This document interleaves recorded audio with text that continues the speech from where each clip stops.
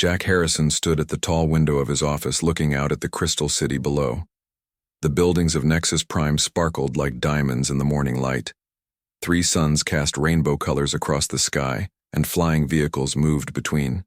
The towers like metal birds.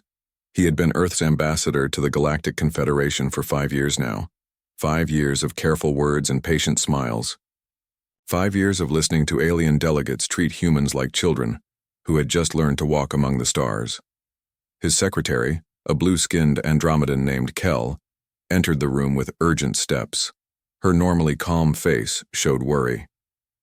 "Ambassador Harrison, you need to see the emergency broadcast from the Confederation Council," she said, her voice shaking slightly.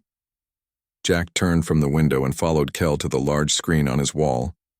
The image showed Emperor Vex of the Zephyrian Empire, his red scales gleaming under harsh lights. The reptilian leader's yellow eyes were cold as winter. "Citizens of the galaxy," Emperor Vex spoke, his voice deep and threatening. "For too long, we have allowed weak species to pretend they are our equals. The harmony accords that have kept false peace for 300 years are now ended. The Zephyrian Empire claims its rightful place as ruler of all worlds." Jack felt his stomach drop. The harmony accords were the foundation of galactic peace.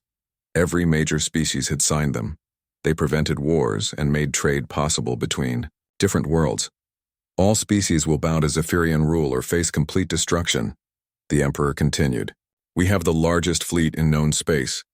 Our weapons can crack moons and burn planets. Resistance is useless." The broadcast ended with images of Zephyrian warships, massive vessels covered in guns and missile launchers. Jack had seen intelligence reports about their fleet. The numbers were terrifying. The Zephyrians had more ships than all other species combined. Kel's hands trembled as she changed the channel to news reports. 3 peaceful trading worlds had gone silent in the past hour. The planet Harmony 7, home to 5 million farmers, was now under Zephyrian control. The mining world of New Gibraltar had stopped all communications. The research station at Beta Centauri was broadcasting distress signals before going dark.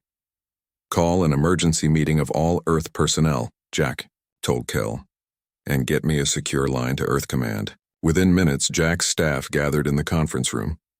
Dr. Kevin Brooks, Earth's leading expert on alien biology, sat across from Commander Susan Blake, head of Embassy Security. Captain Ryan Murphy, who commanded the small Earth defense ship stationed at Nexus Prime, joined them by video link from his ship. "How bad is this?" Jack asked Dr. Brooks. The scientist pulled up data on his tablet. "The Zephyrians have been building their fleet for decades. Intelligence suggests they have over 3,000 warships. Most other species have maybe 50 ships each. Humanity has 78 ships total, spread across 7 star systems." Commander Blake leaned forward. "Sir, the other species are already talking about surrender. I've been monitoring their communications. The Andromedans want to offer tribute. The Centaurians are discussing evacuation plans. Nobody wants to fight." Jack nodded slowly. He had expected this. Most galactic species had lived in peace for so long they had forgotten how to fight real wars.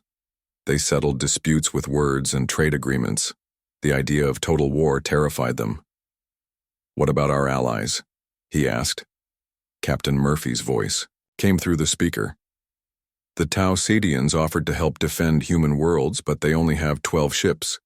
The Vegan Federation said they would provide medical support but won't fight. Everyone else is either hiding or trying to make deals with the Zephyrians." Jack walked to the window again, thinking. Below he could see alien delegates hurrying between buildings. Fear was spreading through the crystal city like a virus. The galaxy's leaders were learning what it meant to face an enemy who wanted everything and would take it by force. His communicator buzzed. A message from Earth appeared on the screen. "Confederation Council requests immediate meeting. All ambassadors to report for emergency session." The council chamber was chaos when Jack arrived. Delegates from dozens of species filled the circular room, their voices mixing into a symphony of panic. The Andromedan Council leader, Thek, stood at the center trying to restore order. "Please, everyone must remain calm," Thek said, his blue skin pale with stress. "We must find a peaceful solution to this crisis." "Peaceful solution?" shouted the representative from Vega Prime. "They destroyed 3 worlds in 1 day. How do we negotiate with someone who shoots first?" "We offer them what they want," suggested the Centaurian delegate. "Tribute, resources, whatever keeps them from attacking more worlds." Jack listened to the desperate voices around him. These beings ruled star systems and commanded the loyalty of billions, but they sounded like frightened children. They had never faced an enemy who wanted to destroy everything they had built. His communicator buzzed again. This time it was a priority message from Admiral Lisa Carter on Earth. "Standing by for orders. Fleet ready for deployment. Awaiting diplomatic assessment." Jack looked around the chamber one more time. The other delegates were arguing about surrender, terms, and evacuation plans. None of them were talking about fighting back. They had accepted defeat before the real war had even begun. He stood up and walked quietly to the back of the chamber. Using his secure communicator, he sent a single message to Earth Command. "Diplomatic solution required. Zephyrians underestimate human resolve. Authorize Protocol 7. War is coming whether we choose it or not." Within hours, that message would set in motion events that would change the galaxy forever. The Zephyrians thought they knew what humans were capable of. They were about to learn how wrong they could be. Jack Harrison returned to his seat and waited. The galaxy was about to discover why Earth's children had survived 4 billion years of evolution, ice ages, plagues, and wars. The lesson would not be gentle. Admiral Lisa Carter stood on the bridge of the UES Relentless, watching the stars through the main screen. Her ship was one of 78 vessels that made up humanity's entire space fleet. Small numbers compared to the Zephyrian Empire, but Lisa had learned long ago that numbers were not everything in war. "Admiral, we have confirmation from all ships," reported Lieutenant Commander Pete Johnson from the communication station. "Every human vessel in the galaxy is moving to assigned positions. Radio silence is being maintained." Lisa nodded. Protocol 7 was humanity's most secret military plan. Years of careful preparation had gone into creating supply caches, mapping escape routes, and positioning assets throughout the galaxy. While other species built grand fleets for show, humans had built a network designed for survival. "How long until we reach the first staging area?" she asked. 18 hours, Admiral," replied her navigation officer. "The other ships in our group will arrive within the same window." Lisa had commanded ships for 20 years, but this felt different. This was not a patrol mission or a rescue operation. This was humanity preparing for total war against an enemy that outnumbered them 40-1. Meanwhile, on Nexus Prime, Ambassador Jack Harrison continued his daily routine as if nothing had changed. He attended diplomatic meetings, signed trade agreements, and made polite conversation with alien delegates. But every action was carefully planned to gather intelligence. During lunch with the Andromedan Trade Minister, Harrison learned about Zephyrian supply routes. While discussing medical aid with the Vegan representative, he discovered which worlds were asking for evacuation help. Each casual conversation added another piece to the puzzle of Zephyrian military operations. "Ambassador Harrison," said Counselor Thek after another emergency session, "your people are very calm about this crisis. Do humans not understand the danger we all face?" Harrison smiled his diplomatic smile. "Humans understand danger very well. Counselor, we have lived with it for our entire history. We just prefer to think before we act." What Thek did not know was that Harrison's aide, Jenny Walsh, was actually a military intelligence officer. Every conversation in the embassy was recorded and analyzed. Every visitor was identified and tracked. The Zephyrians saw the human embassy as harmless, but it had become the nerve center of Earth's war planning. Dr. Kevin Brooks worked 18-hour days in his laboratory beneath the embassy. His official job was studying alien biology for medical research. His real work was far more deadly. Brooks had spent 5 years learning everything about Zephyrian physiology, brain chemistry, and nervous system function. Their neural pathways are remarkably simple, he explained to Harrison during a secure video call. The same brain chemistry that makes them aggressive also controls their sleep cycles. If we can create the right compounds, we could incapacitate entire ship crews without permanent damage. How long to develop these compounds? Harrison asked. 2 weeks for the first batch, but I need test subjects to perfect the formula. You will have them soon, Harrison promised. Commander Susan Blake was already working on that problem. Her team of 12 had spread across 3 star systems, disguised as traders, tourists, and medical volunteers. They were not there to fight. They were there to watch and learn. Blake herself was on the mining world of Kepler 442, now under Zephyrian occupation. She wore the clothes of a refugee and carried fake identification papers. The Zephyrians had enslaved the human miners, but they paid little attention to one more desperate woman seeking shelter. For 3 days, Blake observed enemy patrol patterns. She timed their shift changes, mapped their communication frequencies, and identified their supply storage areas. The Zephyrians were efficient conquerors, but they were also predictable. They followed the same routines on every world they captured. Pattern analysis complete, she reported during a coded transmission to Earth. Enemy forces deploy in standard formations. They establish orbital control first, then land-ground forces at major population centers. Supply ships arrive every 72 hours. Security is heavy but routine. Captain Ryan Murphy received similar intelligence from his position near the Tau Ceti system. His small frigate, the UES Shadow, was officially conducting rescue operations for civilian evacuees. In reality, Murphy was testing new stealth technology that Earth scientists had developed in secret. Stealth field is working perfectly, he reported to Admiral Carter. Zephyrian sensors cannot detect us at ranges over 5,000 kilometers. Their ship designs prioritize firepower over sensor capability. We can use this weakness. The Zephyrians were making more conquests every day. 12 worlds had fallen in the first week. The alien news network showed images of Zephyrian soldiers marching through captured cities, while Emperor Vex gave speeches about the glory of his empire. But the Zephyrians were also growing careless. Success made them confident. They began to spread their forces thinner, leaving smaller garrisons on conquered worlds. They assumed that fear alone would keep their new subjects obedient. Harrison watched these developments with the patience of a chess master. Each Zephyrian victory gave him more information about their tactics and capabilities. Each display of arrogance revealed another weakness to exploit. Sir, Jenny Walsh said during their daily briefing, intelligence confirms that Zephyrian commanders believe humans are too weak to pose any threat. Their internal communications refer to us as useful pets who should be preserved for our medical knowledge. Excellent, Harrison replied. Let them keep thinking that way. The galaxy continued to panic while humanity prepared. Other species evacuated their border worlds or tried to negotiate tribute payments. The Confederation Council met daily, but achieved nothing except more arguments about surrender terms. Meanwhile, Admiral Carter's fleet moved through space like ghosts. Human ships used asteroid fields and nebulae for cover, avoiding main shipping routes and sensor networks. They were not running away. They were positioning themselves for the opening moves of a war that would redefine galactic politics.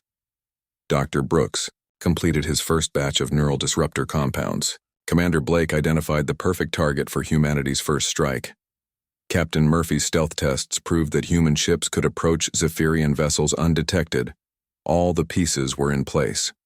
The Zephyrians had conquered a dozen worlds and enslaved millions of beings. They believed they were unstoppable. They were about to learn the difference between conquering the weak and facing the children of Earth. The lesson would begin at Kepler mining station, where 10,000 human workers waited for rescue that the Zephyrians believed would never come. Captain Ryan Murphy checked his watch for the 10th time in 5 minutes. The UES Shadow hung in the darkness between 2 asteroids, completely invisible to Zephyrian sensors. Through his ship's cameras, he could see Kepler mining station 300 kilometers away. The massive station had been humanity's largest mining operation outside Earth's solar system. 10,000 workers had called it home before the Zephyrians arrived. Now it was a prison camp, with alien guards forcing human miners to work 20-hour shifts, extracting rare metals for the Zephyrian war machine. All teams report ready, whispered Lieutenant Sarah Martinez from the communications station. Her voice was barely audible even on the quiet bridge. Murphy nodded to his crew. 12 people were about to attempt something that military experts said was impossible. They were going to rescue 10,000 hostages from a heavily defended station without losing a single human life. "Begin silent approach," Murphy ordered. The shadow drifted forward like a piece of space debris. Its stealth systems bent light and absorbed sensor waves, making the ship nearly invisible. The Zephyrians had powerful weapons and thick armor, but their technology was designed for big battles between large fleets. They never expected someone to sneak up on them. 3 kilometers from the station, Murphy's sensors detected the Zephyrian patrol ships. 6 heavy cruisers surrounded Kepler station, their guns pointed outward to watch for rescue attempts. Each cruiser carried enough firepower to destroy a small moon. "Dr. Brooks's packages are ready for deployment," reported Chief Martinez from the weapons station. The packages looked like small maintenance pods, the kind used for routine repairs on space stations. Inside each pod was a canister of neural disruptor gas that would put Zephyrian crews to sleep within minutes. "Launch packages on my mark," Murphy said. "Remember, we have exactly 17 minutes from first contact to complete extraction. After that, reinforcements will arrive." The packages drifted away from the shadow, using tiny thrusters to approach the Zephyrian cruisers. The alien ship's sensors showed them as harmless debris, nothing worth investigating. By the time the packages reached their targets, it was too late to stop them. Gas filled the ventilation systems of all 6 cruisers simultaneously. Zephyrian crew members at their posts felt suddenly drowsy. Their aggressive brain chemistry, which normally kept them alert and angry, turned against them as the neural disruptor took effect. Within 3 minutes, every Zephyrian on the patrol ships was unconscious. "Stage 1 complete," Murphy reported, moving to Stage 2. Commander Susan Blake's team was already inside Kepler Station. They had arrived 3 days earlier, disguised as supply workers. Blake wore the uniform of a station maintenance chief, complete with fake identification and work orders. Her team carried toolkits that looked normal, but contained sophisticated, electronic warfare equipment. The Zephyrian guards inside the station numbered only 50 soldiers. The aliens were confident that their fleet made rescue attempts impossible, so they kept the guard force small. This overconfidence was about to cost them dearly. Blake's team moved through the station's service tunnels, avoiding the main corridors, where guards patrolled. They had memorized the station's layout during their reconnaissance mission. Every ventilation shaft, every power conduit, every emergency exit was mapped in their minds. "Teams Alpha and Beta, begin electronic warfare," Blake whispered into her communicator. Across the station, her specialists began their work. They plugged devices into computer terminals and power junctions, uploading viruses that Earth's best programmers had designed specifically for Zephyrian systems. The aliens' computer networks were powerful but poorly protected. They had never faced an enemy skilled in cyber warfare. Security cameras went blind one by one. Door locks began opening and closing randomly. Communication systems filled with static. The station's artificial gravity fluctuated, making the Zephyrian guards stumble and fall. "What is happening?" demanded Commander Kraz, the Zephyrian officer in charge of the station. His red scales were turning pale with confusion as his soldiers reported system failures throughout the facility. Blake smiled as she watched the alien commander through a hidden camera. The Zephyrians were learning their first lesson about human warfare. Sometimes the best weapon was the enemy's own technology turned against them. "Stage 2 complete," she reported to Captain Murphy. "Begin Stage 3. Murphy's ship approached the station's main docking bay. The massive doors were sealed, but Blake's team had already gained control of the station's computer systems. The doors opened silently, allowing the shadow to enter. The rescue began immediately.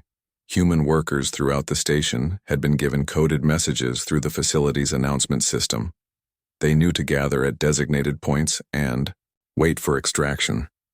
Years of working together had taught them to trust each other completely. "Move quickly but stay calm," Blake told the first group of rescued miners. "We have transport waiting, but we need to maintain silence." The evacuation proceeded with military precision. Small groups of workers moved through the service tunnels to the docking bay, where Murphy's crew guided them aboard the Shadow. The ship's cargo holds had been modified to carry passengers, with life support systems capable of handling thousands of people. Meanwhile, the Zephyrian guards were discovering that their weapons would not fire. Blake's electronic warfare specialists had infected the station's armory computers, disabling every gun and explosive device. The aliens found themselves facing a crisis they could not shoot their way out of. All personnel evacuated, Blake reported as the last group of miners boarded the Shadow.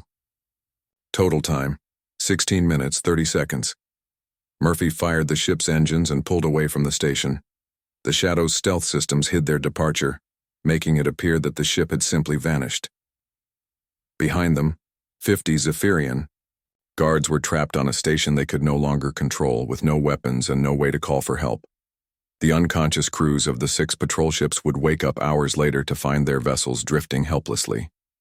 Their weapons had been disabled, their navigation systems corrupted, and their communication equipment filled with recorded messages in perfect Zephyrian language.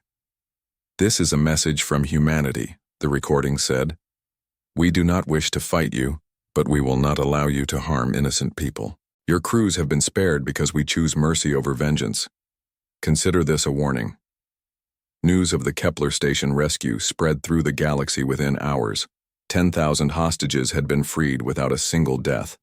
6 Zephyrian warships had been neutralized by an enemy they never saw coming. Emperor Vex's response was predictable. He ordered more ships to guard the remaining occupied worlds, spreading his fleet thinner as he tried to protect everything at once. He also began broadcasting threats about the consequences of defying Zephyrian rule. But the galaxy was no longer listening to Zephyrian threats with the same fear. For the first time since the crisis began, someone had struck back successfully. The rescue at Kepler Station proved that the Zephyrian Empire could be defeated. Ambassador Jack Harrison watched the news reports from his office on Nexus Prime. The other alien delegates were excited by humanity's success, but Harrison remained calm. This was only the beginning. The Zephyrians were about to learn many more lessons about the price of underestimating Earth's children. Lieutenant Amy Harrison checked the medical supplies aboard the UES Mercy for the 3rd time that morning. The ship was one of humanity's newest medical frigates, designed to provide emergency care to civilians caught in war zones. Amy had volunteered for the dangerous mission of delivering aid to refugee worlds near Zephyrian space. She was also Ambassador Jack Harrison's daughter, though few people knew about their family connection. Amy had earned her position through hard work and skill, not because of her father's diplomatic status. At 26, she was already considered one of the best emergency medical officers in the human fleet. "Dr. Harrison, we're receiving a distress call from New Harmony," reported Lieutenant Brad Cooper from the communications station. "Civilian transport under attack. They have wounded who need immediate medical attention." Amy looked at the tactical display. New Harmony was dangerously close to Zephyrian patrol routes, but the distress signal was genuine. Hundreds of civilians needed help, and the Mercy was the only medical ship in range. "Set course for New Harmony," she ordered. "Maximum speed." What Amy did not know was that Emperor Vex had ordered his forces to capture human medical personnel. The Zephyrians wanted to use human medical knowledge to create biological weapons. The distress call from New Harmony was a trap, carefully planned to capture the most valuable prize possible. The Mercy dropped out of hyperspace near the transport ship, which was drifting powerlessly in space. Amy's medical team prepared to beam over and help the wounded passengers. The operation seemed routine until Zephyrian warships appeared from behind a nearby moon. "Multiple contacts," shouted Lieutenant Cooper. 6 heavy cruisers moving to surround us." Amy's ship was fast but lightly armed. The Mercy was designed to save lives, not fight battles. Against 6 Zephyrian warships, it had no chance of escape. "This is Commander Vorthak of the Zephyrian Empire," came a harsh voice over the radio. "Surrender immediately or we will destroy your ship. We want your medical officers alive, but we do not need your crew." Amy looked around the bridge at her team of 23 medical personnel. They had joined the mission to help people, not to become prisoners of war. But they also knew that resistance meant death for everyone aboard. "We surrender," Amy said quietly. But I want your word that my crew will not be harmed. You are in no position to make demands, human, Vorthak replied. But your crew will live if they cooperate fully. The Zephyrians transported Amy and her team to their flagship, a massive battlecruiser called the Death's Edge. They were taken to holding cells deep within the ship, where they joined other human prisoners captured from various worlds. For 3 days, Amy endured interrogations about human medical techniques. The Zephyrians wanted to know about Earth's biological warfare defenses, disease treatment methods, and genetic research programs. They believed that human medical knowledge could be turned into weapons against other species. Amy gave them basic information that was already publicly available, but she refused to reveal anything that could be used to harm innocent people. The Zephyrians grew frustrated with her resistance and decided to make an example. On the 4th day, they began broadcasting her interrogation across the galaxy. The transmission showed Amy chained to a chair while Zephyrian scientists asked questions about human biology. Emperor Vex wanted every species to see what happened to those who opposed his empire. The broadcast reached Earth within hours. In his office on Nexus Prime, Ambassador Jack Harrison watched his daughter being tortured by alien scientists. His hands shook as he listened to her refusing to give information that could harm other humans. For the first time in 5 years of diplomatic service, Jack Harrison's calm mask slipped. The other alien delegates at the emergency council meeting saw something in his eyes that made them step backward. They were looking at the face of a human parent whose child was in danger. Ambassador Harrison, said Counselor Thek carefully, perhaps we could negotiate for your daughter's release. Jack's voice was quiet but filled with cold anger. Negotiation time is over. He sent a single message to Admiral Lisa Carter. They took Amy. Show them what we are. The response came 18 hours later, but not in the way anyone expected. Across Zephyrian space, every major world suffered simultaneous infrastructure failures. Power grids crashed, communication networks went silent, and orbital defense platforms stopped working. On the Zephyrian capital world, Emperor Vex watched in horror as his palace lost power. Backup generators failed to start. Emergency communication systems produced only static. The planet's orbital defense ring, which protected his world from attack, had gone completely dead. Similar failures happened on every Zephyrian military base, supply depot, and command center. No explosions were detected. No attacking ships were seen. The Zephyrian Empire's technology simply stopped working, as if someone had flipped a switch and turned off their entire civilization. Colonel Danny Foster led the rescue mission to free Amy Harrison and the other prisoners. His team of 12 specialists infiltrated the heavily defended prison world of Zephy 7, not through overwhelming force, but through the systematic exploitation of the planet's failing security systems. The prison's force fields flickered and died. Guard towers lost power. Automated defenses shut down one by one. Foster's team walked through doors that no longer locked, past cameras that no longer watched, through corridors lit only by emergency lighting that barely worked. "How are they doing this?" demanded the prison warden, as his guards reported failure after failure.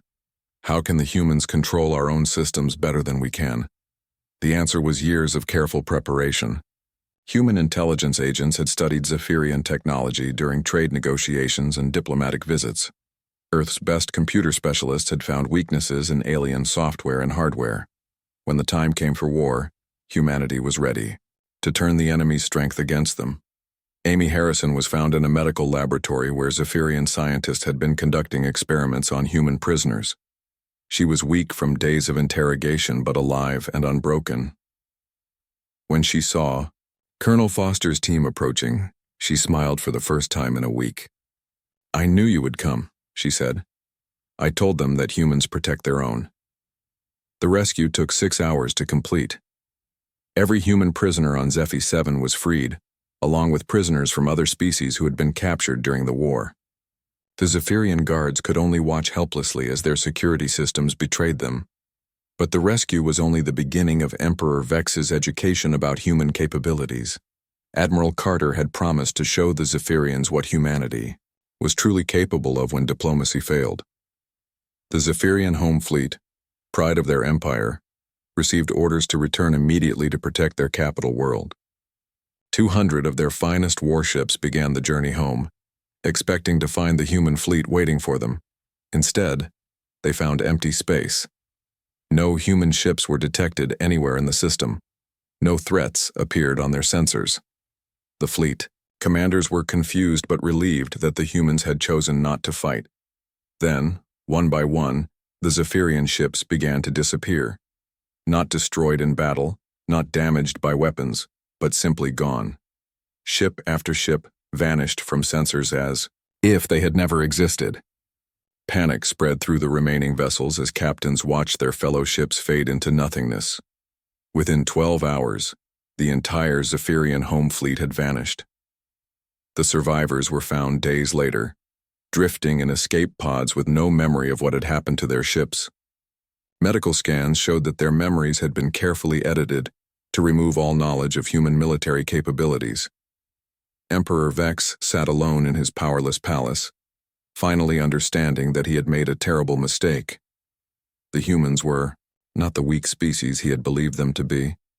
They were something far more dangerous, an enemy who could defeat him without him even understanding how. Emperor Vex stood in the ruins of his throne room, his red scales pale with defeat. The crystal windows had shattered when his palace lost power 3 days ago. Emergency lights cast strange shadows on the walls where magnificent tapestries once hung. The mighty ruler of the Zephyrian Empire now looked like a broken old reptile. A human shuttle landed in the palace courtyard, its engines silent as whispers. Ambassador Jack Harrison stepped out, wearing his simple diplomatic uniform. He walked alone across the broken stones, passing Zephyrian guards who could only watch. Their weapons had stopped working days ago, along with everything else in their empire. "You came personally," Vex said when Harrison entered the throne room. His voice was hoarse from shouting orders that no one could follow. "I expected your admiral or some military commander." Harrison looked around the damaged room before answering. "Diplomats finish what diplomats start, Your Majesty. Besides, my daughter wanted to meet the being who thought humans made good prisoners." Behind Harrison, Lieutenant Amy Harrison entered the room. She wore a medical uniform and carried a simple aid kit. Her face showed no anger, only the calm professionalism of someone who had seen enough suffering for one lifetime. "I brought medical supplies," Amy said quietly. "Your people on the occupied worlds need treatment. War creates wounds that take time to heal." Vex stared at her in confusion. "You offer medical aid to those who tortured you?" "I offer aid to those who need it," Amy replied. "That is what humans do." The Emperor looked between father and daughter, trying to understand these strange beings who showed mercy to their enemies. His species had conquered through fear and violence for thousands of years. The concept of healing those who had caused harm was alien to him. "What do you want from me?" Vex asked Harrison. "Your people have already taken everything. My fleet is gone. My worlds are powerless. My empire exists only in name." Harrison sat down on a broken piece of marble that had once been part of the Emperor's throne. "We want you to understand something important, Your Majesty. Humans did not want this war. We prefer to build hospitals, develop medicines, and help people live better lives. But we are also the children of a world that tried to kill us every single day for millions of years." He paused, looking directly into Vex's yellow eyes. "Earth taught us to survive by being very, very good at survival. We learned to adapt, to think, to use whatever tools were necessary to protect what we value most." Amy opened her medical kit and began treating a cut on the Emperor's arm, where falling debris had injured him.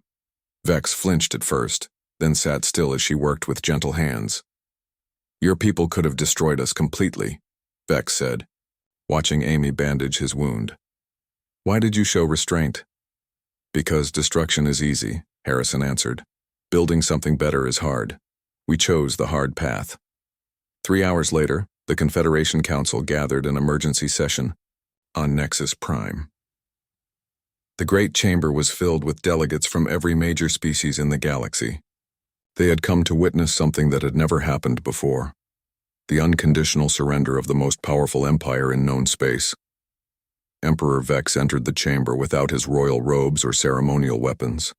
He wore simple clothes and walked with the slow steps of someone who had learned humility through defeat. Beside him walked Ambassador Harrison, not as a conqueror, but as a guide helping him find his way to redemption. "People of the galaxy," Vex said, his voice carrying clearly through the silent chamber. "I have come to formally surrender the Zephyrian Empire to the authority of the Confederation Council. We accept full responsibility for breaking the harmony, accords, and causing suffering to innocent beings." He knelt before the assembly, placing both hands on the document that would end the war. The sight of the galaxy's former terror kneeling in submission sent waves of shock through the watching delegates. "Furthermore," Vex continued, "the Zephyrian Empire acknowledges humanity as protector of the Harmony Accords. We place ourselves under their guidance as we learn to become a peaceful member of the galactic community." Harrison stepped forward to address the assembly. His voice was calm, but carried the authority of someone who had just proven his species' true capabilities. "Humanity accepts this responsibility," he said. "But we do not seek to rule over other species. We seek to protect the peace that allows all of us to prosper together." He looked around the chamber at the faces of delegates who now saw humans in a completely different light. No longer were they the young, weak species from the edge of space. They were the survivors of the most dangerous world in the galaxy, tempered by evolution into the ultimate problem solvers.